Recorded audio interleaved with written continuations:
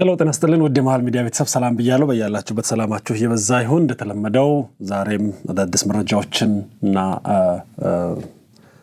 ምልከታዎችን ይዤ ቀርብ ያለው ከኔ ጋር ተሳልፉበት ጊዜ መረጃዎችን እንደምታገኙም እይታዎችን እንደምትጋሩም ተስፋ አደርጋለሁ ፕሮግራማችን ለብዙዎች እንዲደርስ እንደተለመደው ሼር በማድረግ ላይክ በማድረግ እንድትጀምሩ ይሁን እንግዲህ ከትላንት ጀምሮ እንግዲህ ሰሞኑን የትግራይ ክልል ጉዳይ እጅግ አሳሳቢ ይሆናል በየወቅቱ በየጊዜው አዳዲስ ክስተቶች እየተፈጸሙ ነው ያሉት ክስተቶቹ ደግሞ አንዱ ክስተት ላይ ለኛው ክስተት እንደ ስቴፒንግ ስቶን እየተጠቀመ ነው ያለው ስርዓቱ ዛሬም ትላንትም ጀምሮ ከትላንት ጀምሮ ደግሞ ዛሬም ድረስ የተፈጸሙ ክስተቶች አሉ እሱን አፕዴት አደርጋችኋለሁ በሌላ በኩል ደግሞ እንዲሁም የማህበራዊ ሚዲያ መነጋገሪያ ሆኖ ያዋለው የባለስልጣናት እና የአርቲስቶች የሙስና ቅሌት ነበረ ያ ደግሞ በሌላ በእስር ፍለጋ ተቀይሯል በተለይ ባለሀብቶች በረከት ገበሬዋን ጨምሮ እሱም አካባቢ ከፖሊስ የወጣ መረጃ አለ እሱም ሌላ መነጋገሪያ ነው እሱም ላይ ምናልባት አፕዴት ማረጋችሁ ነገር ይሆናል እንዲሁም ደግሞ በአዲስ አበባ ከተማ በሽሮ ሜዳ የተገደለው ወጣት ጉዳይ የማህበራዊ ሚዲያውን ትኩረት የሳበ ነው እሱም አካባቢ አፕዴቶች አሉ ወይ በሚለው ማቀርብላችሁ ነው ወደዛ ከመደ በፊት ግን አዲስ አጫጭር መረጃዎችን ለማቅረብ እሞክራለሁ ምናልባት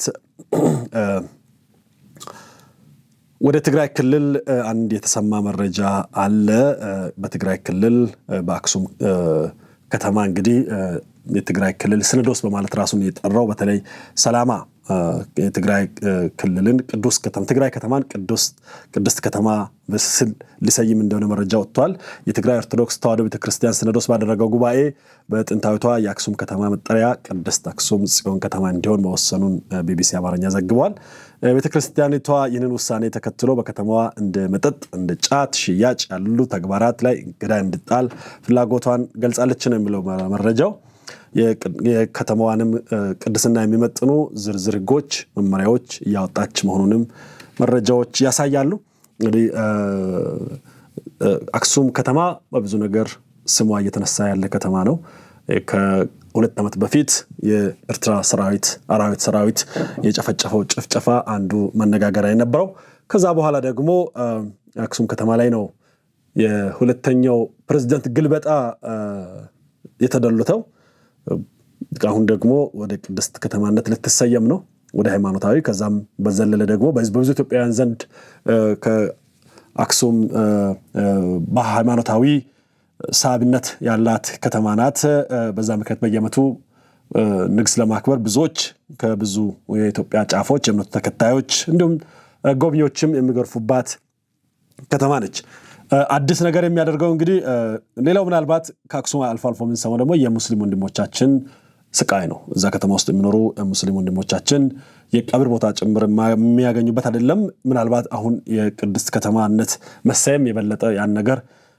ውጥረት ውስጥ ሊከት ይችላል ለህዝብ ሙስሊሙ አስቸጋሪ ከተማ ሊያረጋት ይችላል የሚል ስጋት አለ ያ ስጋት ከሚጋሩት መካከል አንዱ ነኝ ምንም እንኳን በሃይማኖቴ አንድን ከተማ ቅድስት አንድን ከተማ ርኩስ የማለት ዘመን አለ ብዬ ባላምንም ግን ደግሞ እሱን ለእምነቱ ተከታዮች እተዋለሁ ይሄ በሃይማኖታዊ ጉዳይ ስለሆነ ሃይማኖታዊ ጉዳይ እኔ በማመን ባለማመን አይደለም የሚወሰነው በእምነቱ ተከታዮች ነው ሉዓላዊ ነው ሃይማኖት በዛ ምክንያት ከዚህ በላይ መሄድ አልችልም ነገር ግን ሀገራዊ ጉዳይ ደግሞ አለበት ሀገራዊ ጉዳዩ ምንድነው በአንድ ሀገር ውስጥ አንድ ሲኖዶስ አንድ ሃይማኖት አንድ ኦርቶዶክስ ናት የምትኖረው እንደ ቀልድ ሌላ ሀገር የመምሰሉ ሂደት በሰፊው እየተካሄደ ነው ያለው እሱ ላይ በሰፊው እመለሳለሁ ከዛ በኋላ ግን ምን መደረግ አለበት የሚለውንም አብረን የምንመለከተው ይሆናል ወደ ዋናው አጀንዳ ሲሄድ እንግዲህ ከትላንት ጀምሮ ትግራይ ክልል ላይ አዳዲስ አፕዴቶች አሉ ትላንትና እንደምታወቀው ደብረጽዮን ሙሉ በሙሉ ስልጣን ተረክቧል እንዳየነው አዳራሹን ተረክቧል ካቢኔውንም ሰብስቧል እንግዲህ ካቢኔው ለሁለት ነው ያገለግለው በአንዴ ከቀናት በፊት ታደሰ ወረደ የሰበሰበው ካቢኔ ዛሬ ደግሞ ትላንት ደግሞ ደብረጽዮን ሰብስቧል የቀሩ አሉ ግን ሲግኒፊካንት ናቸው ብዬ አላምንም ይሄም ነገር ብዙዎችን ያነጋገረን ያለው ምን አይነት ስራ ይሰራል ከዚህ በኋላ ከማጋር የሚለው ጉዳይ አወዛጋቢ ሆኗል። በተቃራኒ ደግሞ የፌደራል መንግስትም እርምጃ አዲስ ነገር ሊኖር ይችላል ወይ በሚል የሚተነትኑ አሉ። ያ ዝም ብሎ የመጣ ሳይሆን የፌደራል አየር ኃይላችን አይ ቲንክ አሳሳ አድርጓል። ያም በየቀኑ እንደቀጠለ ነው። ያም ችግር የበለጠ ችግር ሊመጣ ነው የሚል ስጋት ጨምሯል። ይሄን ትላንትም አቅርበናል። ዛሬም እንደዚህ አይነት ወሬዎች ከአካባቢ እየመጡ ነው ያሉት። ምናልባት ትላንትና በአሉላ አባነጋ አየር ማረፊያ ልታርፍ የነበረች አውሮፕላን ባጋጠማት የቴክኒክ ችግር ምክንያት ወደ አዲስ አበባ መመለሷም ሌላ አነጋጋሪ ሆኗል። ያጋጠመው ስህተት ተብሎ የተነገረን ከሳተላይት ጂፒኤስ ጋር በተያያዘ የመጣ የቴክኒክ ችግር መሆኑንም ከአየር ማረፊያው የተገኘ መረጃ ያመለክታል። ተመሳሳይ የሳተላይት ቴክኒክ ችግር ባለፉት ቀናት በሽሬ አየር ማረፊያም አጋጥሞ እንደነበር የሚታወስ ሲሆን በዚህ ምክንያት አንዲት አውሮፕላን ማረፍ ሳትችል ወደ ተነሳችበት ቦታ መመለሱን ታውቋል። ግን ደግሞ ይህንን ወደ ፖለቲካ ለማዞር የሚሞክሩ አሉ።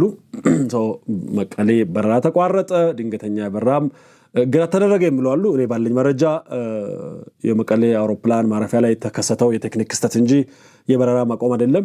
ያ ማለት ግን በረራ ወደፊት አይቆምም ማለት አይደለም። ያ በረራ አይቆምም ማለት አይደለም። ይሄ አሁን ቀስ በቀስ እያለ ንብረቶችን እየወሰደ ማህተም እየነጠቀ ያለው ኃይል ፉሊ የጊዜያዊ አስተዳደሩን ካሰነበተ በኋላ ከመንግስት ጋር ያለው ግንኙነት የሚቋረጥ ይመስለኛል። አንዱ የሚቋረጠው እንግዲህ መንግስት የማያስተዳድረው ከሆነ መንግስት የማይመራው ከሆነ ንብረቶቹ ይላካሉ ተብሎ አይጠበቅም። ይሄ ተጠናክሮ የሚቀጥል ይመስለኛል። ማህተም እንዲቀየር ዛሬ ኦፊሻሊ በደብዳቤ አውጥተዋል። የሚገርመው ማህተም እንዲቀየር ደብዳቤውን በትግርኛ ነው ያወጡት። የማህተም ቅያሬ ደብዳቤው እንደዚህ ነው የሚለው።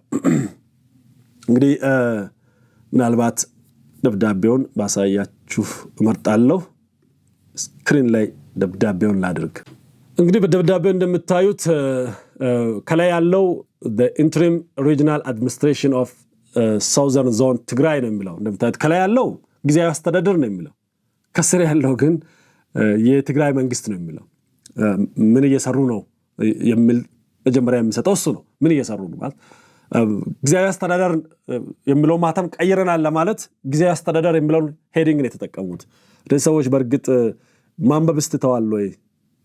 ከታች ያለው በማህተሙ ላይ የትግራይ መንግስትን የሚለው የትግራይ ክልል ዋና መንግስትን የሚለው የትግራይ አስተዳደር ዋና መንግስትን የሚለው እንደምታዩት በምስሉ ላይ የሚታየው እንግዲህ በቀን 30 የተጻፈ ነው። ለሁሉም ወረዳዎችና ጽህፈት ቤቶች ነው የሚለው።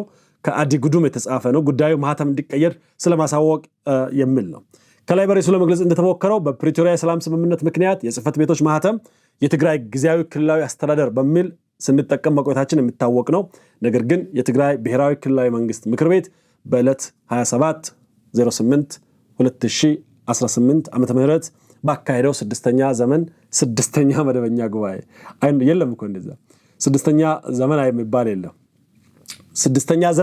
ስድስተኛ መደበኛ ጉባኤ መደበኛ መንግስት እንዲመለስ በወሰነው ውሳኔ መሰረት እና በትግራይ ህገ መንግስት አንቀጽ 49(3) ህዝባር ሰ በጸደቀው መሰረት ሁሉም የህንጣሎ ወረዳ ጽህፈት ቤቶች ከዕለት 30/8/2018 ዓመተ ምህረት ጀምሮ የጽህፈት ቤታቸውን ማህተም ጊዜያዊ አስተዳደር ይል የነበረውን የትግራይ ብሔራዊ ክልላዊ መንግስት ብላችሁ እንድትቀይሩ እየገለጽን የደብዳቤ ከተሰጣቸው ጊዜ ጀምሮ የትግራይ ብሔራዊ ክልላዊ መንግስት ማህተም እንድትጠቀሙ እናሳስባለን። ከሰላምታ ጋር አቶ ጎይቶም ኃይለሥላሴ የፍርማና የህንጣሎ ወረዳ አስተዳደር ጽህፈት ቤት ማህተም ያረፈበት ነው። ግልባጭ ተደርጓል። ይሄ በሁሉም አካባቢ ነው እየተሰራ ያለው። የማህተም ግልበጣው በሰፊው ተጠናክሮ ቀጥሏል ማለት ነው። ይሄ ኋላ ቀሩ ቡድን የማህተም ቅያሬውን ለሁሉም ወረዳዎች ለሁሉም ከተሞች አዟል። ይሄ አንዱን ማሳያ ነው ያሳየ ነው። የሁሉም መስሪያ ቤቶች የትግራይ ክልል አስተዳደር የሚለውን ማህተም በማቆም በአዲስ ማህተም እንዲተኩ መመሪያ ያስተላልፈዋል ማለት ነው። እንዳነበብኩት አዲሱ ማህተም የትግራይ ብሔራዊ ክልላዊ መንግስት የሚል ስያሜ ያዘ ሲሆን ይህ ማህተም ቅየራም ከትላንት ጀምሮ ተግባራዊ እንዲሆን ነው የተወሰነው። ከተጠቀሰው ቀን ጀምሮ እንግዲህ ጊዜያዊ አስተዳደር የሚል ማህተም መጠቀም ተከልክሏል ማለት ነው። ይህ እርምጃ የአስተዳደሩን ስያሜ ከጊዜያዊ ወደ ቀደመው ይፋዊ ስያሜ የመመለስ አካል እንደሆነ እየተነገረ ያለው ይሄም ግልጽ የሆነ የስምምነት ጥሰት ነው። በትግራይ ክልል አዲስ ክስተት ተከትሎ እንግዲህ የፌደራል መንግስት ምን ማድረግ እንዳለበት የሚመክር መድረክ ዛሬ ተካሂዷል። ዛሬ ማለትም ግንቦት 1 2018 ዓመተ ምህረት በመስኖና ቆላማ አካባቢ ሚኒስትር በሆኑት በዶክተር አብርሃም በላይ የተዘጋጀ መድረክ ተካሂዷል። ከፍተኛ ወታደራዊ አዛዦች የተገኙበት መድረክ ነው። ይሄ መድረክ የፖለቲካ ፓርቲ አመራሮች የተገኙበት ነው። ባለሀብቶች ተገኝተዋል። የሚዲያ ባለሙያዎች ተገኝተዋል። እንዲሁም የተለያዩ የህብረተሰብ ክፍል አባላት የተገኙበት ነው። በውይይቱ የተነሱ መረጃዎችም ደርሰውናል። በውይይቱ በርካታ ወቅታዊ ሀሳቦች ተነስተዋል። ከነዚህ ዋና ዋናዎቹን ለመጥቀስ እወዳለሁ። የፌደራል መንግስት የትግራይን ህዝብ እንደ አንድ የኢትዮጵያ ህዝብ አካልነቱ እንዲያይ ደህንነቱን ለመጠበቅ ሰላሙን ለማረጋገጥና ካለበት አሳሳቢ ሁኔታ ውስጥ ለማውጣት ያለውን የፖለቲካ ቁርጠኝነት በይፋ መግለጽ አለበት የሚል ነው በውይይቱ በሰፊው የተነሳው። በትግራይ የተፈጠረው አዲስ ክስተት ተከትሎ በተፈጠረው ድባብ ሰላምን ለማረጋገጥ የሚወሰዱ እርምጃዎች ተጠናክረው እንዲቀጥሉና ወደ ግጭት የሚያመሩ ማናቸውም ትንኮሳዎች ለማስወገድ ለውይይት ከፍተኛ ቦታ ሊሰጠው ይገባል የሚልም በውይይቱ ውስጥ ከተነሱና ሰፊ ጊዜ ሰጥተው የተወያዩበት ነው። በቀጣይነት ያነሱት ነገር የሀገር ሉዓላዊነትና የድንበር ደህንነትን የመጠበቅ ቀዳሚ ኃላፊነት የፌደራል መንግስት በመሆኑ የኢትዮጵያ ድንበሮች በሀገር መከላከያ ሰራዊት ብቻ እንዲጠበቁና ማንኛውም ሌላ የውጭ ኃይል በኢትዮጵያ ምድር ውስጥ እንዳይኖር ማድረግ ያስፈልጋል የሚልም በውይይቱ ውስጥ በሰፊው ተነስቷል። እንግዲህ በጣም ግሩም ውይይት ነው ማለት ይቻላል። በቀጣይነት ያነሱት ጦርነቱ የማይቀር ከሆነ ማንኛውም የአውሮፕላን እንቅስቃሴም ሆነ እርምጃ በንጹሃን ዜጎች ላይ ሳይሆን ሰላም አደፍራሹና ወንጀል ፈጻሚ አካላትን ብቻ ለይቶ እንዲያጠቃና እንደዛ መሆን እንዳለበት በውይይቱ አንስተዋል ማለት ነው። ሌላኛው የተነሳው ጉዳይ ተፈናቃዮች ያለ አንዳች መዘግየት ወደ ቀያቸው በሰላማዊና አስተማማኝ በሆነ መንገድ የሚመለሱበትን ሁኔታ ማመቻቸት ይገባል የሚልም ተነስቷል። ይህ ቀዳሚ ሰብአዊ መብትና የህዝቡን ጥቅም የሚያረጋግጥ እንደሆነም ነው በውይይቱ ውስጥ ተነሳው። ቀጥሎ ያነሱት የፌደራል መንግስት ለወደሙ መሰረተ ልማቶች መልሶ ግንባታ ከፍተኛ በጀት እንዲመድብና ሰብአዊ እርዳታዎች ያለምንም እንቅፋት ለሁሉም ተጠባቂ እንዲደርስ ማድረግ አለበት ብለዋል። በመጨረሻም ያነሱት በትግራይ ያሉ የፋይናንስ ተቋማት የንግድና የትራንስፖርት እንቅስቃሴዎችና ሌሎችም ጉዳዮች ወደ ነባር ሁኔታቸው እንዲመለሱ ባለሀብቶችም በክልሉ ኢንቨስት እንዲያደርጉ የሚያበረታታ ድባብ እንዲመቻችም ተወያይቷል። መድረኩ በሁሉም ዘርፎች በተደራጀና በተቀናጀ መንገድ ወደፊት የሚቀጥል መሆኑም ተገልጿል። እንግዲህ ውይይቱ በዋናነት ነው ያነሱት አሁን ያለበትን ሁኔታም ቀጣይ ያለበትን ሁኔታ ነው ያነሳ ነው። አሁን ከዚህ ውይይት ተነስተን ቢሆን መተንተን እንችላለን። ፌደራል መንግስት ወደ ትግራይ ክልል ዘልቆ እንደሚገባ ድንበር እንደሚጠብቅ ጦርነት የማይቀር ከሆነ ግን እርምጃ እንዲወስድ የአካባቢው ተወላጆች፣ የፖለቲካ አመራሮች እንዲሁም የወታደር አመራሮች፣ ባለሀብቶች፣ ታዋቂ ግለሰቦች ፍላጎት እንደሆነ ይህን ቴክኒካሊ መንግስት እየመሰሉ ያሉት እነሱ ናቸው። በእኔ እምነት እነዚህ ዛሬ የተጀመረው ውይይት በቀጣይ አዲስ አበባ ላይ የትግራይ ክልል መንግስት እንደሚመሰረት ፍንጭ የሚሰጥ ይመስለኛል። ምናልባት ያ የሚመሰረተው ኃይል በፌደራል መንግስትና በትግራይ የሰላም ኃይል ብለው በሐራ ምድር በተደራጁት ኃይል ቅንጅት ወደ ትግራይ ክልል እንደሚገባና አዲስ ፕሬዝዳንት እንደሚሾም ይሄንን ደብረጽዮንን ቡድን እንደሚያስወግድ ፍንጭ የሚሰጥ መንገድ አድርጌ ወስደዋለሁ።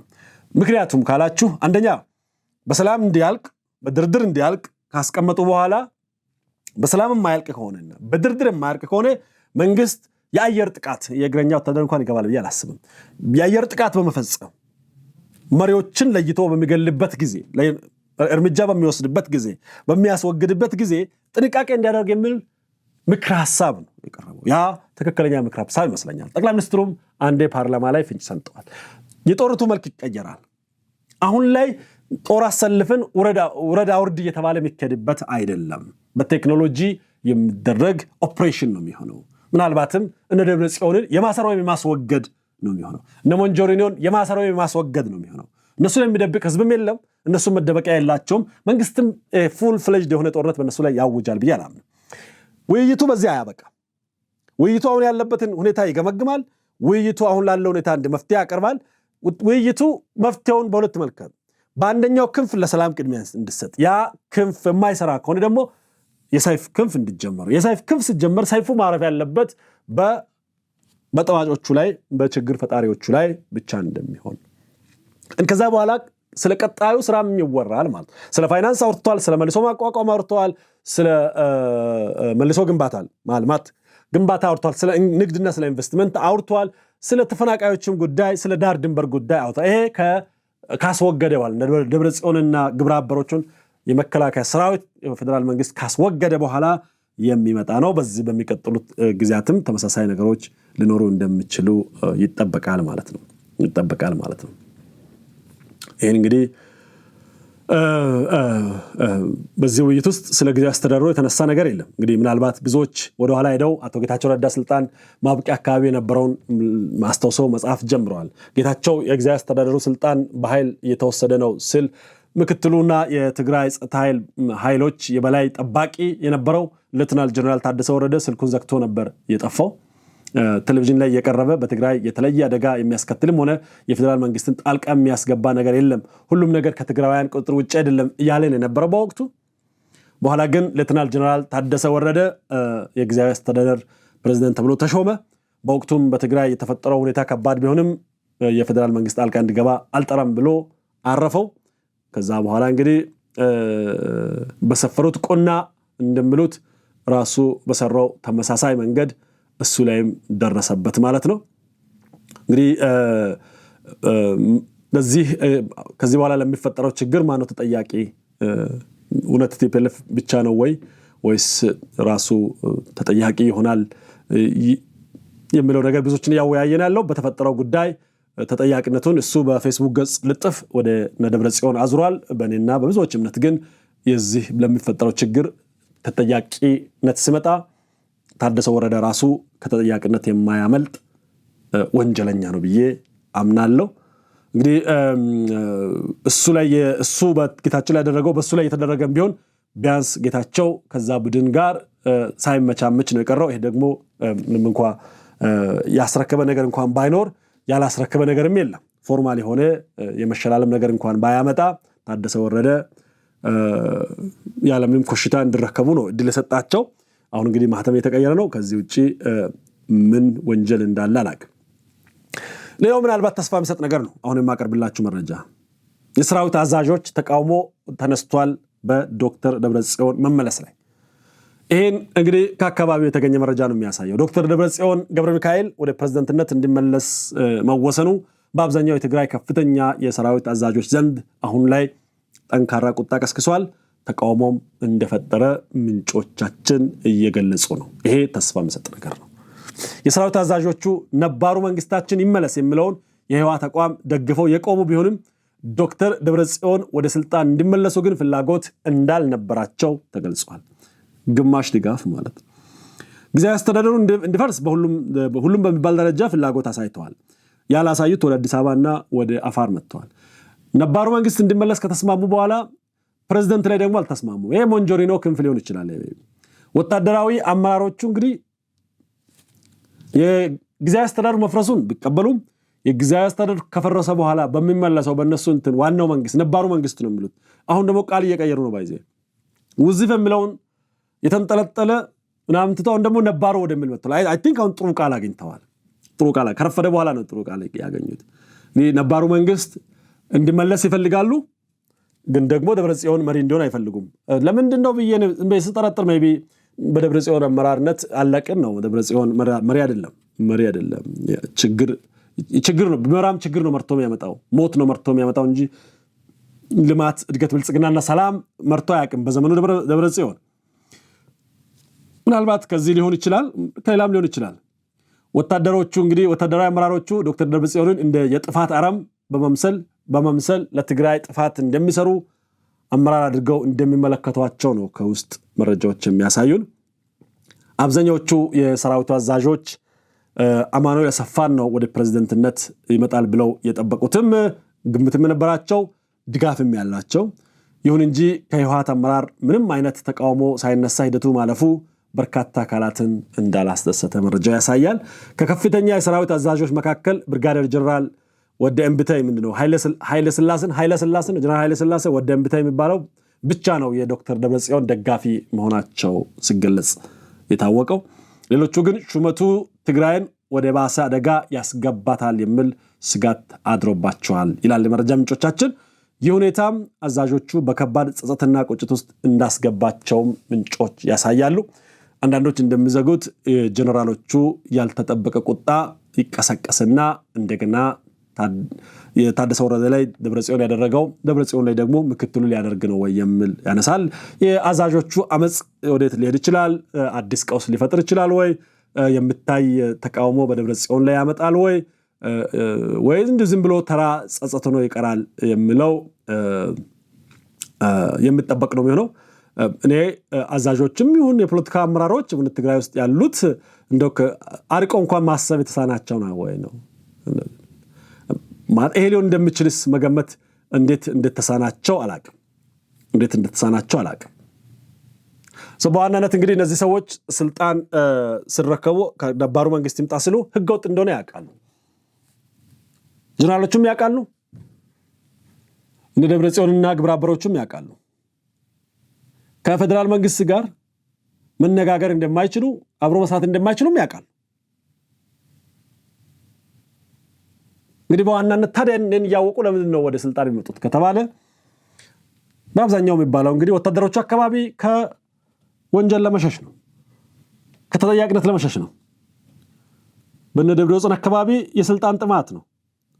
ከጀርባ ግን ከዚህ ያለፈ ዓላማ እንዳለ እኔ ይሰማኛል።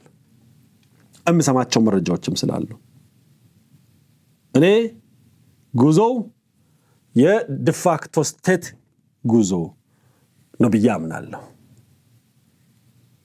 በትግራይ ክልልና በፌደራል መንግስት መካከል ያለውን ቁርሾ አድጎ ጦርነት ሆኖ ከጦርነት በመለስ ከስምምነት በኋላ የማየው ነገር በሂደት ወደዛ ይመስለኛል። በዚህ ሐሳብ ውስጥ ብዙዎች ያሉ ይመስለኛል። ደብረጽዮን ብቻ አይመስለኝም። በዚህ ሐሳብ ውስጥ በዓለም ደረጃ በዓለም አቀፍ ደረጃ ዲፋክቶ ስቴት ጉዞ የሚያሳዩ ምልክቶችን በሙሉ እያለፉ ነው። አንዳንድ ነገሮች ብቻ ነው የቀራቸው። ምናልባት በዋናነት ያን ዲፋክቶ ስቴት የሚለውን ነገር እንዳያሟሉ ሊያደርግ የሚችል የተፈጠረ ነገር ካለ የደብረጽዮን ቡድን የወሰደው እርምጃ በኃይል ስልጣን የመረከብ ብቻ ነው። እሱ ምናልባት ብዙ ጊዜ ዲፋክቶ ስቴት ሲሆኑ የፖለቲካ ኃይሎች ልህቃን ይስማማሉ። ያ ነበረ በፊት ከፕሪቶሪያ ስምምነት በፊት ያ ነገር ነበረ። ያቺ ብቻ ናት የፈረሰችው። አንዱ እንደ መለኪያ ወይ ደግሞ እንደ ምልክት ወይ ደግሞ እንደ ስኬት ሊቆጠር የሚችለው አንድ ክልል ዲፋክቶ ስቴት ለመሆን ሲፈልግ የፖለቲካ ልህቃኑ መተማመንን ይገነባሉ። የተገነባ መተማመን በትግራይ ልህቃን ደረጃ ነበር አስገራሚ የሆነ። በተቃዋሚም ደረጃ ያለው፣ በሃይማኖት አባት ደረጃ ያለው፣ በመንግስት ደረጃ ያለው፣ በታጣቂ ደረጃ ያለው፣ ሀገር ውስጥ ከሀገር ውጪ ሴት ወንድ ዩናይሜት ሁሉም ከፕሪቶሪያ ስምምነት በፊት እንደ አንድ ነው። ያ ከፍተኛ የሆነ የልህቃን ብቻ ሳይሆን የፖለቲካ ማህበረሰብ ስምምነት በመስል ደረጃ ነው። ይሄ ሁለንተናዊ ውይይት ለማድረግ ይጠቅማቸው ነበር። ያን ነገር አሁን አፍርሰውታል። ከዛ ውጭ ግን የጸጥታ ዘርፍን በሚመለከት አሁንም ዲፋክቶ መንግስትን ሊያጠነክር የሚችል ወደዛ ሊወስድ የሚችል መንገድ ላይ ያሉ ይመስለኛል። ትግራይ ክልልን የፌደራል መንግስት እየተቆጣጠረው አይደለም፣ ደህንነቱን እየተቆጣጠረው አይደለም፣ ሰላም እየተቆጣጠረ አይደለም፣ ዋስትናም እየሰጠ አይደለም። ይሄ የበለጠ እንድጠናከር ነው እየፈለጉ ያሉት። ድንበር አካባቢም ያንኑ ነገር እያነሱ ነው ያሉት። ምናልባት ሌላ ፈተና የሚሆንባቸው አወዛጋቢው የወሰን ጥያቄዎች ናቸው። እዛ አካባቢ ከፍተኛ የሆነ ፍላጎት ያላቸውም ዲፋክቶ ስቴቱን የበለጠ ለማጠናከር ነው። በዚህ በኩልም የተያዘው ለዛ ነው ብዬ አምናለሁ። መንግስት በሪፈረንደም እንዲሆን ነው የሚፈልገው ወይ ደግሞ በኮሚሽን እንዲያልቅ ነው፣ እነሱ በፖለቲካ እንዲያልቅ ነው የሚፈልጉት። ተፈናቃዮች ሲመለሱ መንግስት ሰብአዊ መብታቸው ተጠብቆ ይመለሱን፣ እነሱ ደግሞ የመሬት ባለቤትነት ድንበር ባለቤትነት እንዲሁም ደግሞ አስተዳደሩም በእኛ ይሁን ነው። እነሱ ወደ ዲፋክቶን ለመሄድ ይፈልጋሉ። ያ እንዳይፈጠር ደግሞ በመንግስት በኩል የሚያዝ ጉዳዮች ይኖራሉ። እንግዲህ እነዚህ ነገሮችን ስናይ የትግራይ ጉዳይ ወደ ዲፋክቶ ስቴት እያደገን ያለው ወይስ እያነሰን ያለው? የሰሞኑ ውሳኔ እሱን ነው የሚያሳየው። በማናለኝብኝ አንዳንዶች ኦፍ ኮርስ ለድርድር ነው፣ ይሄን ለድርድር ለማቅረብ ነው። የደብረጽዮን እንግዲህ ተሹም ያለው ከኔ ጋር ተደራደር የሚል የመደራደሪያ ሊያደርግ ነው የሚል ነገር ያመጣሉ። እነሱም በየጊዜው ሰላማዊ ድርድር እንፈልጋለን፣ ያለ ቅድመ ሁኔታ እንደራደራለን ነው የሚሉት። ይሄን የድርድር ጉዳይ ተቀብሎ መንግስት ያደርገዋል የሚል እምነት የለኝም። ካላደረገ ደግሞ እነሱም ዲፋክቶ ክልል በመሆን የኢኮኖሚ ጫና ከሌላ በኩል የከረንሲውን፣ የማብራቱን፣ የውሃውን፣ የኢንተርኔቱን ሁሉንም ነገር ከሌላ በኩል እናመጣለን ብሎ ይመስለኛል። ያን ሳይደምሩ ካደረጉ ከጠበቁት በላይ ድንቁርና ውስጥ ያሉ ናቸው። ይሄንን በእኔ መለኪያ እንግዲህ ቅድም ካነሳናቸው ከሀብት ዘረፋ ከተጠያቂነት ለማምለጥ እንዲሁም ደግሞ ስልጣን ላይ ብቻ ለመቆየት ካለው ነው ብቻ ብዬ አላምንም። ከጀርባ ያለ በታሪካዊ ጠላቶቻችን የሚደገፍ ኢትዮጵያን የማሳነስ የጅቡቲም የተቆረሰችበት መንገድ፣ ኤርትራ የተቆረሰችበት መንገድ በትግራይ ለመድገም የተሰራ ስራና እንዲሁ እየተራዘመ ለምሳሌ ምርጫ ላይ የነሱን ሲቀንሱ ከኛ ምንም ካላንደር ከኛ ጋር እንዲመሳሰል አልተፈለገም። ከዋና ከኢትዮጵያ ካላንደር ምርጫ ጉዳይ ብልጽግናውን ይፋ አድርጓል። የት እንደሚወዳደር ትግራይ ውስጥ የለም። ትግራይ የታሰቡ እጩዎች አሁን አይወዳደሩ። ትግራይ ውስጥ ምርጫ አይካሄድም። ትግራይ ውስጥ ምክክር ኮሚሽን የተካሄደ አይደለም። ማንኛውም የፌደራል ተቋም ትግራይ ውስጥ ገብቶ የበላይነት ስራ እየሰራ አይደለም። ምናልባት ከዚህ በኋላ መስራትም ካለበት ሰራዊታችን ነው ሊሰራ የሚችለው። ከዛ ያለፈ ነው ብዬ አምናለሁ። እናንተም እንደምትሉ አላቅም። እንግዲህ ዛሬ ጠቅላይ ሚኒስትር ዶክተር አብይ አህመድ በጅቡቲው ፕሬዝዳንት በዓለ ሲመት ላይ ተገኝተዋል። እሳቸው ብቻ ሳይሆኑ የብዙ ሀገራት መሪዎች ተገኝተዋል። ከጎረቤት ሀገራት መሪዎችም ተገኝተዋል፣ የሶማሊያን ጨምሮ። እንግዲህ ጠቅላይ ሚኒስትሩ መልካም ድል ተመኝተዋል። የሁለቱም ሀገራት ግንኙነት ለህዝቦች ጥቅም በሚውል መልኩ እንዲያድግም እንደሚሰሩ ተናግረዋል። እንግዲህ ጠቅላይ ሚኒስትሩን ካነሳው አይቀር ሰሞኑን ጠቅላይ ሚኒስትሩ ጋር በተያያዘ ለጠቅላይ ሚኒስትሩ ቅርብ ናቸው ወይ ደግሞ ጠቅላይ ሚኒስትሩ በአንድም በሌላም ያገኙ ናቸው፣ በጠቅላይ ሚኒስትሩ ስም የሚምሉ የሚገዘቱ ናቸው የተባሉ ባለሀብቶች፣ አርቲስቶች፣ አክቲቪስቶች እየታሰሩ ነው። ቤተሰብ አንዳንዶች ተከሰዋል። ከዛ መካከል አንድ ዛሬ የሰማሁት ከሙዙ ካሳ ተከሷል። እንግዲህ ከሙዙ ካሳ ለምርጫ የተወዳደረ ነው። በሙዚቃ አቀናባሪነት የምታወቅ ነው። ከሙዙ ካሳ ላይ የንብረትና የባንክ ሂሳብ እገዳ ተጥሏል። ኢትዮጵያ በተሰኘው የባህል ማስተዋወቅ ፕሮጀክት ዙሪያ የ30.8 ሚሊዮን ብር ክስ ነው የተመሰረተው። ባለፈው ለአየር መንገዳችንም ያልከፈለው ብር አለ። እሱ ነገር እውነት ነው ተብሏል። በኢትዮጵያ የሙዚቃ ኢንዱስትሪ ውስጥ ስማቸው ጎልቶ ከሚነሳ የሙዚቃ ማቀናበሮች መካከል ከሙዙ ካሳ አንዱ ነው። እንዲሁም ድርጅቱ ሸኩራ ፕሮዳክሽን ይባላል። ከ30 በላይ በሚሆኑ አርቲስቶች ከፍተኛ የሆነ ክስ ተመስርቶባቸዋል። ዛሬ የተሰማው እሱ ነው። የፌደራል ከፍተኛ ፍርድ ቤትም በአቀናባሪውና በድርጅቱ ንብረቶች ላይ ለሚቀጥሉት 20 ቀናት የሚቆይ የእግድ ትዕዛዝም አስተላልፈዋል። የክሱ መነሻ እንደዚህ ነው የሚለው። ክሱ የተመሰረተው ኢትዮጵያ በተሰኘውና በባህልና ስፖርት ሚኒስቴር እንዲሁም በውጭ ጉዳይ ሚኒስቴር አስተባባሪነት በተመራው የባህል ማስተዋወቅ ፕሮጀክት ላይ በተሳተፉ 37 አርቲስቶች ነው።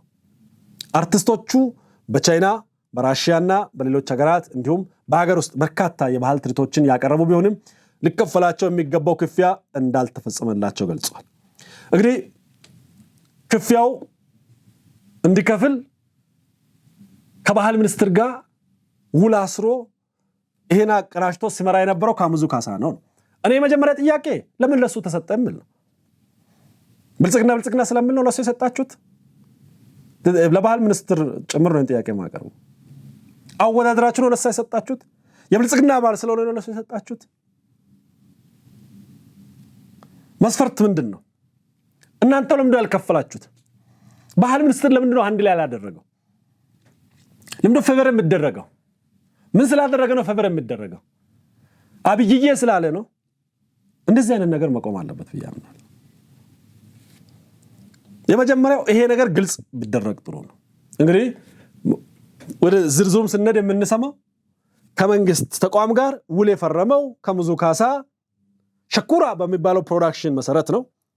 እንግዲህ ሚሊዮን ብሮች ኢቭን ሌላውን ትታችሁ የትራንስፖርት እዛ አኮሞዴሽን ምናምን የቪዛ የምናምን የምግብ ምናምን ትታችሁ ማለት ነው።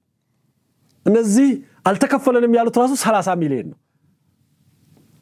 አየር መንገድ አልተከፈለም ደረቅ ቼክ ሳይሆን ባለው 9-10 ሚሊዮን 40 ሚሊዮን አድርጉት።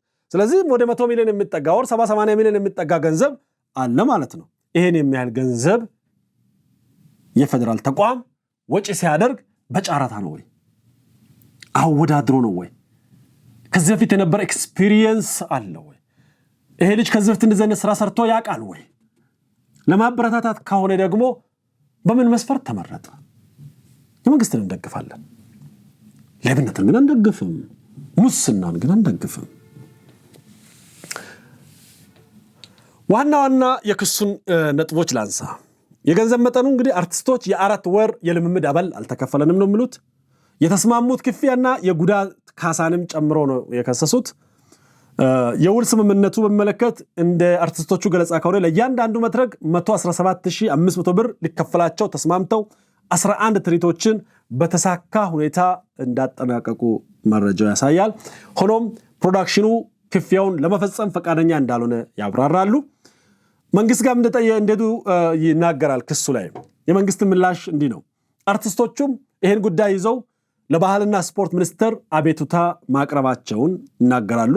አቤቱታ ቢያቀርቡም ሚኒስትሩ እኔ አጋር እንጂ ቀጥታ ቀጣሪ አይደለሁም በሚል ለሸኩራ ፕሮዳክሽን ደብዳቤ ከመጻፍ ባለፈ መፍትሄ ልሰጣቸው እንዳልቻለ ጠቁሟል። ስለዚህ ማን የከፈለው ማለት ነው? አጋር ከሆነ እሱ ካልከፈለ ማን የከፈለው? አይገርምም? እንደዛ ነገር እውነት በተለይ ከለውጡ ወዲህ አንዳንድ መቀየር ያለባቸው በፊት የነበሩ የአሰራር ችግሮች አሉ። ህጋዊነትን ለማስጠበቅ ተብሎ የህግ የስርዓት ብዙ ሰንሰለቶች አሉ። አልወደውም። እኔም ኦዲተርም ነበርኩኝ። የውስጥ ቁጥጥር ስርዓት ተብሎ አንድ ሲወጣ ጫራታ ወጥቶ ምናምን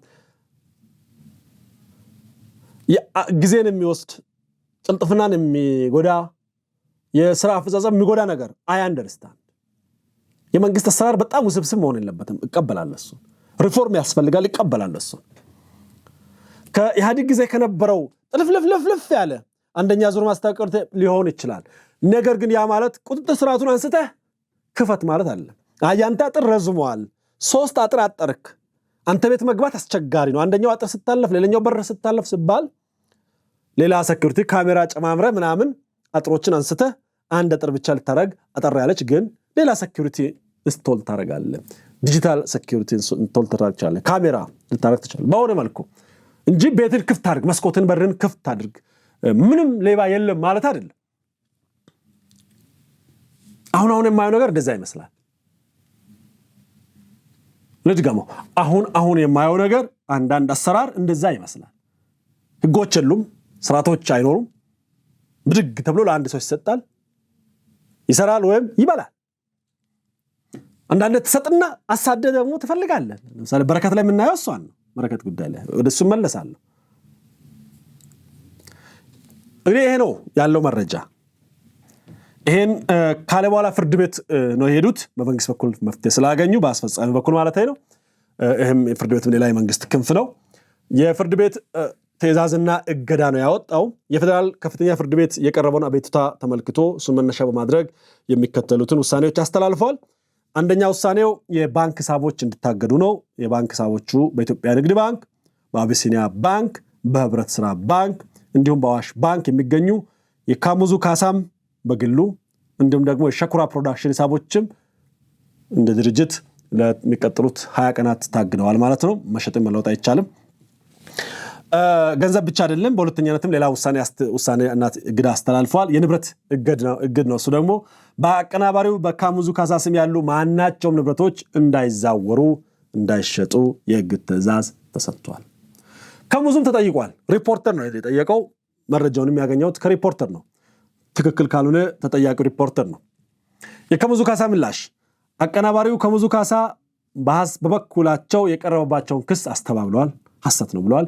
በስምምነቱ መሰረት ክፍያዎችን ፈጽሜያለሁ፣ ቀደም ሲል ከፍተኛ መጠን ያለው ገንዘብ ለአርቲስቶች አከፋፍያለሁ። ይሁን እንጂ እስካሁን የተከፈለው ትክክለኛ የገንዘብ መጠን ተጠይቀው ሊመልሱ አልቻሉም። በዓለም መድረክ ላይ ኢትዮጵያን ለማስተዋወቅ ሄደን ወደ ሀገራችን የተመለስነው ግን በባዶ እጃችን ነው ሲሉ ከከሳሽ አርቲስቶች አንዱ ለሪፖርተር ጋዜጣ ቅሬታ አሰምተዋል። ለዚህም የሰጠው ምላሽ የለም። ይህ ጉዳይ በኢትዮጵያ የኪነ ጥበብ ዘርፍ ውስጥ በውል ስምምነቶችና በአርቲስቶች መብት ዙሪያ ትልቅ መነጋገሪያ እንደሚሆን ይጠበቃል። ጉዳዩን እንግዲህ ተከታትለን ተጨማሪ መረጃዎች ሲኖሩን የምናቀርብ ነው የሚሆነው። እንግዲህ ከሙዙ ካሳ ባለፉት ጊዜያቶች የሚዲያ አጀንዳ ሆኖ ነው የነበረው የትምህርት ጉዳይና እንዲሁም ደግሞ ለአዲስ አበባ ውስጥ ለአዲስ አበባ ከተማ ምክር ቤት መወዳደሩ ነው። ይሄን አሁን ደግሞ በሌብነት በሙስና ምንድነው የሚባለው? የሌብነት ነው ሙስና ነው ወይም ማጭበርበር ነው የሚባለው አይደል? አሰርተህ ካልከፈልክ። እኔ ግን ከዛ ከፍ ያለ ጥያቄ መጠየቅ ብቻል እላለሁ። ያም ጥያቄ መጀመሪያውኑ እሱ ማን ኃላፊ ያደረገው? እሱ ከፋይ ማን አደረገው? እሱ ነገር በደንብ መጣራት አለበት ብዬ አምናለሁ። እናንተም እንደምትሉ አላቅም። እኔ የከሙዙ ካሳን ካነሳው አይቀር ከሙዙ ለብልጽግና ፓርቲ አባል ነው። አባል ብቻ ሳይሆን ተመራጭ ተከሷል። ፍርድ ቤት ግዳንቷል። ፍትህ ይሰፍናል ብዬ አስባለሁ። በጣም ጥሩ ምልክት ሊሆን ይችላል የፍትህ ጉዳይ። ሌላው አስገራሚ ነገር ግን የበረከት ጉዳይ ነው። በረከት ታስራ ነበረ፣ ተፈታች። የሚያስገርም መረጃዎችንም በግል ፌስቡክ ገጿ ይጻፈችን ያለው የፌደራል ፖሊስ በረከትን ጨምሮ የወርቅ አቅራቢዎችን የወርቅ ፈላጊዎችን ከማዕድን ጋር ያሉትን አንዳንዶቹ ምናቃቸው በጣም ጃይንት የሆኑ ባለሀብቶችን ያየ ሰው ካለ ይጠቁም የሚል አውጥቷል። እኔ በሁለት መልኩ ነው የማየው። በፍርድ ቤት እስካልተፈረደ ድረስ ማንም ወንጀለኛ ነው ሌባ ነው ማለት ይቸገራል። በሁለቱም በኩል መረጃዎች ወጥቶ እስካላየን ድረስ ከባድ ነው የሚሆነው። እኔ መጀመሪያ ጥያቄ ግን ማቅረብ የምፈልገው ከፈታችሁ በኋላ ካሰራችሁ በኋላ ፈታችሁ ከለቀቃችሁ በኋላ እንደገና የምትፈልጉት ነገር ግን እኔ ትክክል ነው ብዬ አላምንም። ህግ ማስከበር እቀበላለሁ። የሀገር ሀብት አጥፊዎችን ሀብት ለማስመለስ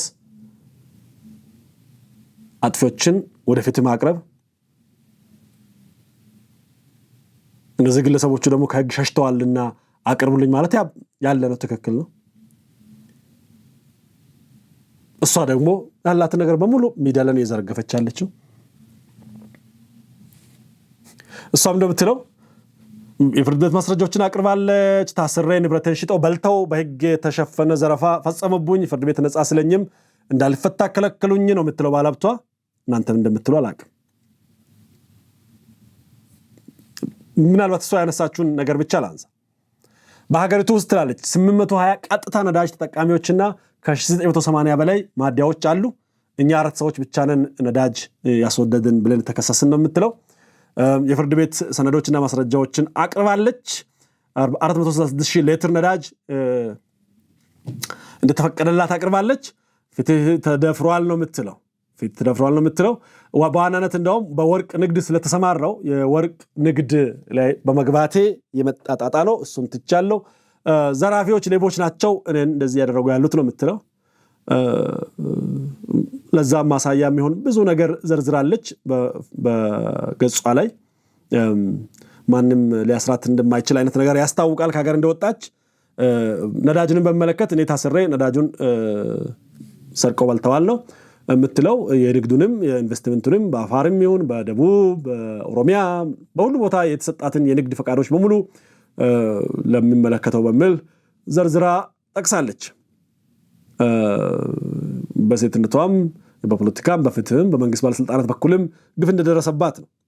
እንግዲህ የኢንቨስትመንቷን ጉዳይ ከኦሮሚያ ዝዋይ፣ ከደቡብ ኢትዮጵያ ወላይታ ዞን የተሰጣትን የኢንቨስትመንት ፈቃዶች አሳይታለች። እንግዲህ በግለሰቧ በአንድ ዘርፍ ወይም ክልል ብቻ ሳይሆን በግብርና፣ በፍራፍሬ፣ በማቀነባበር እንዲሁም በሌሎች ዘርፎች ብዙ ሚሊዮን ብሮችን አፍስሻለሁ ነው የምትለው። ከ75 ሚሊዮን ብር በላይ በኦሮሚያ ከ30 ሚሊዮን ብር በላይ በአፋር ያስመዘገችው ካፒታል ብቻ ማለት ነው ውስጥ ኢንቨስት ያደረገችውን ሳይጨምር። እንግዲህ አሁን የተፈለገችው በነዳጅ ስርቆት ነው። እሷ የምትለው ደግሞ በነዳጅ ስርቆት ሳይሆን በወርቅ ጉዳይ ነው፣ በወርቅ በመሰማራቴ ነው የምትለው። ፈቃዷንም ሁሉንም አውጥታ ጽፋለች። ሁለት ነገር ነው እዚህ ጋር ማነሳው ነው። አንደኛ የሚንቀሳቀሰው የገንዘብ መጠን አስገራሚ ነው። አሁን ምናልባት ምስሉ ላይ እናሳያለን። እነዚህ ፌደራል ፖሊስ ወንጀል ምርመራ ቢሮ ተፈላጊ ብሎ ያወጣቸው በረከት ወርቁ አደራ፣ ጌታቸው አሞኝ ያየህ፣ ይልቃል የኔሰው ዘለቀና አቡሽ አየለ ገነት ነው። እንግዲህ አቡሽ አየለ ገነትን ከዚህ በፊት በስሙ የሚታወቅ ነው። እነዚህ እንግዲህ ፖሊስ ያለው እነዚህ በፎቶ ላይ የምትመለከቷቸው ግለሰቦች በከባድ የሙስና ወንጀል ይፈለጋሉ። ስለሆነም ተፈላጊዎችን የሚመለከት ማንኛውም መረጃ ካሉት እንድታስታውቁን እያለ ለህብረተሰቡ የተለመደ ትብብር ጠይቃል ነው። ስልክ ቁጥሩን 011 11 19 475 ብለዋል። የመጀመሪያ ጥያቄ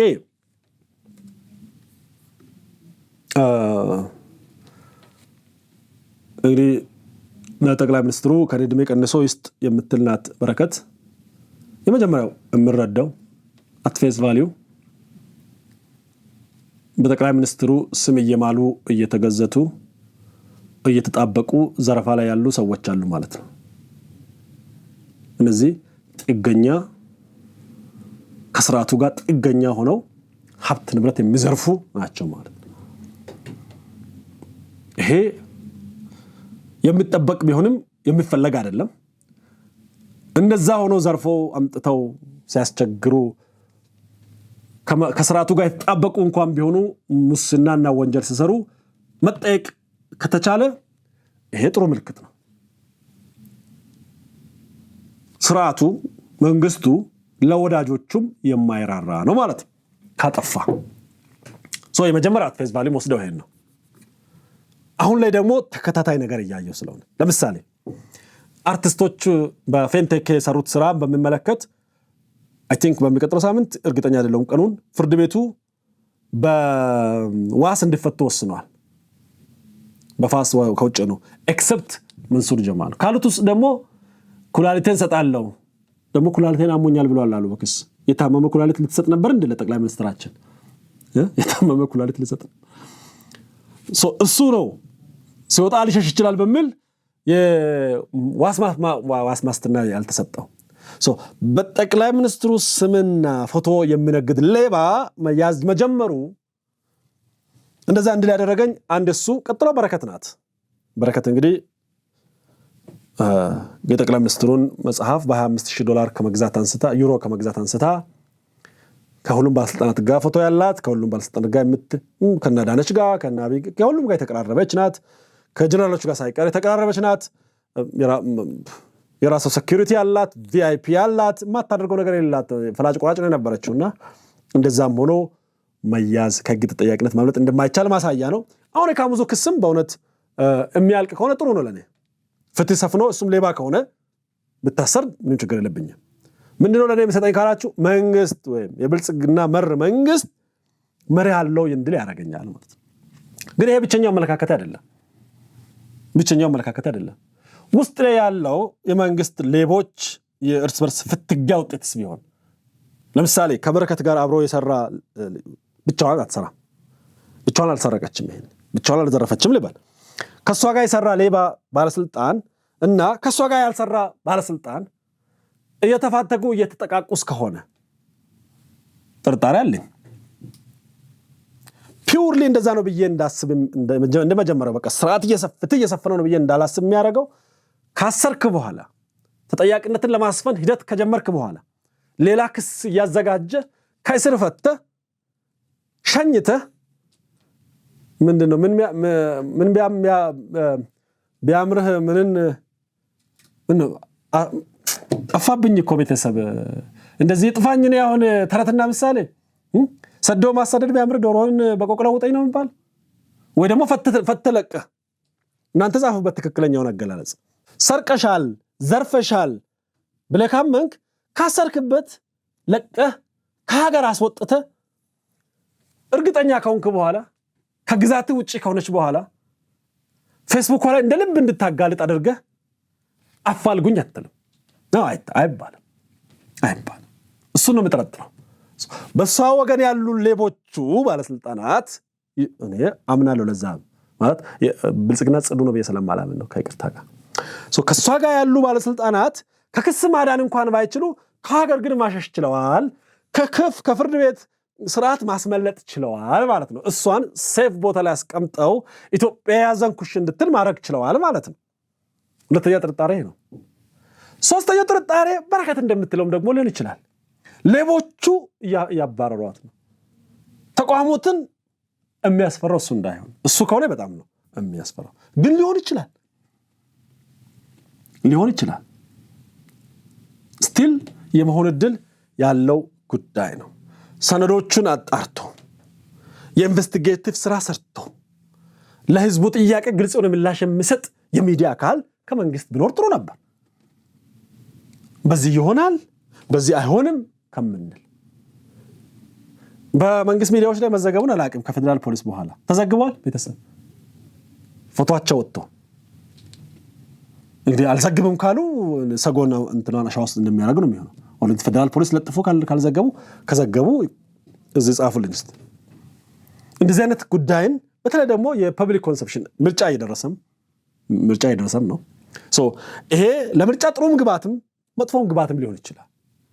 ፐርሰፕሽኑ መንግስት ለገዛ ሌቦቹ የማይራራ ነው፣ ሌባን ማጽዳት ጀምሯል የሚል ፐርሰፕሽን ከተፈጠረ ወርቅ የሆነ እድል ነው። ባይዘ እኔን ብትጠይቁኝ ደስ ነው የሚል። ይሄ ለምርጫ ቅስቀሳም ትጠቀመዋለህ መልሰህ።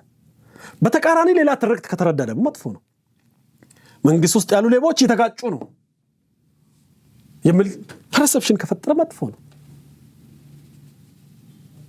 ኦር ደግሞ ንጹህ እየተጠቃ ነው የሚል ፐርሰፕሽንም ከፈጠረ እነዚያውን በረከት እያነጠፈች ያለችው ነገር ማስረጃ ፎቶ እየለጠፈች ነው ያለችው። እንግዲህ ፍርድ ላይ ያለ ሂደት በዚህ ልክ በድፍረት የምትለቃው ኢትዮጵያ ውስጥ ስላልሆነች ነው። ፎር ሹር አድራሻ ያላት ሴት ናት። ኢትዮጵያ ውስጥ ከፌደራል ፖሊስ አምልጣ አይደለም፣ ፌደራል ፖሊስ አጥቶ አይደለም የለጠፋት፣ አገር ውስጥ ላይ የሌለች ነው የሚመስለኝ። ካለችና ከተያዘች I will be wrong. It's okay. ይሄ እንግዲህ የኔን ግምት ነው እየተናገርኩ ያለሁት። የመጀመሪያው ፐርሰፕሽን ከተፈጠረ ብቻ ነው ጠቃሚም የሆነው። ሐቁም እሱ ሆኖ ሐቁም በዛ ልክ ከተገለጸ ነው። አሁን ላይ ሐቁም ትርክቱም ሐቁንም ትርክቱንም አፎርድ የምታደርግ አይመስለኝም፣ እንደ ሀገርም እንደ መንግስትም። እዚህ አካባቢ የመንግስት ሚዲያ ላይ እንደ ድሮ ነበር አይደለ አይናችን የሚል ፕሮግራም፣ እንደሱን የሚመስል ነገር የላችሁም። አንዳንዴ ትበጣላችሁ። አስታውሳለሁ ሀዲያ ዞን ውስጥ አንድ ዩኒቨርሲቲ ሲትሰሩ ነበር ፋናዎች ምናምን የተጨመላለቀ ነገር አይተሰምቻለሁ። እዛም አካባቢ ፒውር ነገር እንዳልሆነ አይቻለሁ። እስከ ቅርብ ጊዜ መረጃ የሰማው ነው። እዛም አካባቢ ንጹህ መምታት ወንገንተኝነት በሰፊው ታይቷል። እኔ ራሴ ይመስለኝ የነበረውና የሆነውን አሁን ጊዜ ወስጄ ሳጣራ ችግር አለ፣ ቤተሰብ ችግር በጣም አለ። ያኔ ስንት ሙስና ተሰራ ስንት ቢሊዮን ብር ተዘረፈ ብላችሁ የነገራችሁን እኔም እንደው ጮኬ ያወራሁት በነፃ የተፈታውን ፍርድ ቤት አይታችኋል። እሱን ፕሮግራም ሰምታችኋል። ዶክተር ሀብታሙ በነፃ ተፈታው አዲስ አበባ ነው ያለው። አዲስ አበባ ሆሳና ነው ያለው። ወደ ሄል አሜን። እናንተም ጋዜጠኞቹን ጉቦይ ብሎ አላቀም ፋና ነው ሲቀውጠው የነበረ። መጀመሪያ ቀርጾ አመጣ፣ ማስታወቂያ ተነገረ፣ ጠፋ፣ ተጎትኩቶ ወጣ።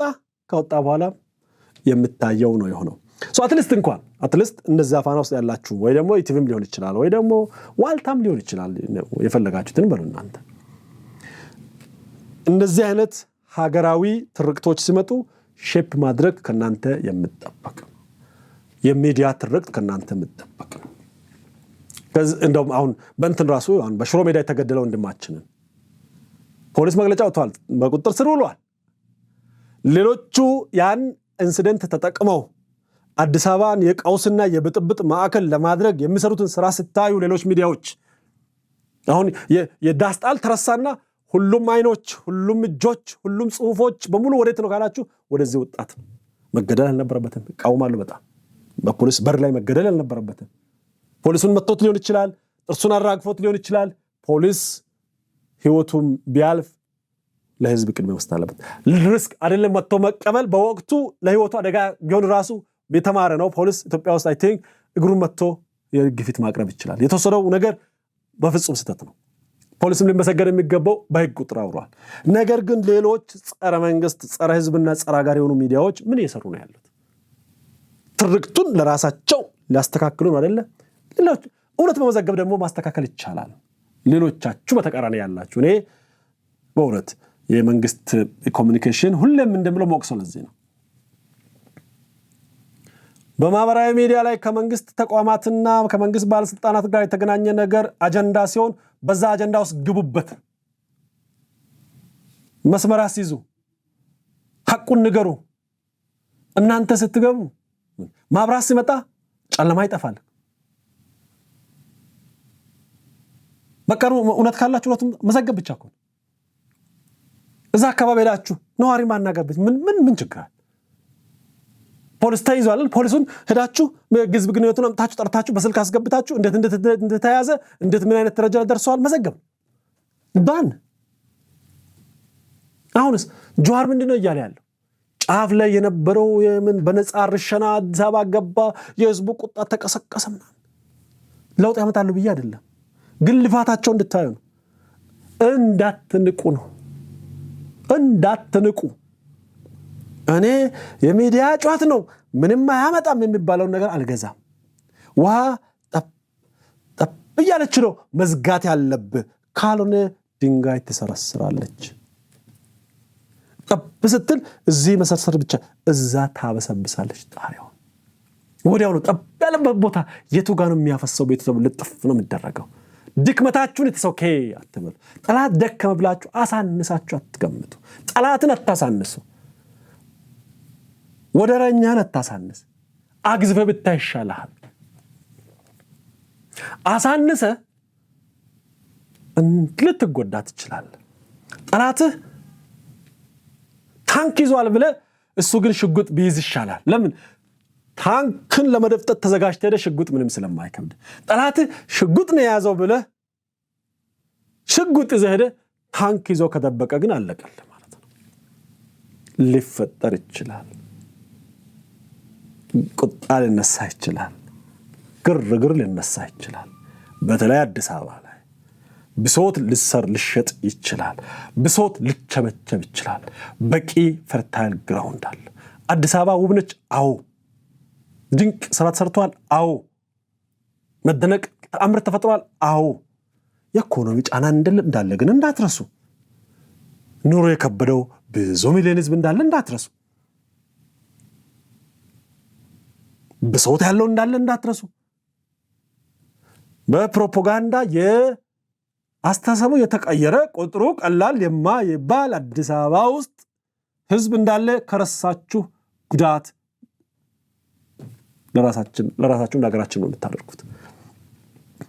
ከእናንተ እንደው የምጠብቀው ምን አሁን በከተማ ልማት በመሰረተ ልማት በውበት ማንም ጥያቄ የሚያነሳ የለም። ለምን? ስራችሁ ከጩኸት በላይ ነው። ተግባር እንደሚጮህ በአዲስ አበባ ከተማ ታይቷል። ማስታወቂያም መስራት አይጠበቅባችሁም፣ ከበቂ በላይ ተሰርቷል። ስራው ስለሚጮህ የመጣ ሁሉ ነው። ኢኮኖሚ ላይ ግን ከሚቀጥለው ምርጫ በኋላ ተመሳሳይ ተአምር እንደምትደግሙ ነው መናገር ያለባችሁ። ትችላላችሁ ደግሞ እኔ ከለውጡ ወዲህ አዲስ አበባን አፍርሶ እንደዚህ መስራት ይቻላል ብሎ የሚያምን ሰው ካለ ጠንቋይ ብቻ መሆን አለበት። ኦር የራዩ ባለቤት መሆን አለበት። የራዩ ባለቤት ሊያቅ ይችላል። ቪዥኑ ባለቤት ሊያቅ ይችላል። ጠቅላይ ሚኒስትር ዶክተር አብይን እሱ ሊያቅ ይችላል። አዳነች አቤቤ ልታቅ ትችላለች። ምክንያቱም እቅድ ተወያይተው አስበው ነው የገቡት። እኛ መጀመሪያ የምናየው ቸርችል ሲሰራ የግንጥል ጌጥ ሲመስል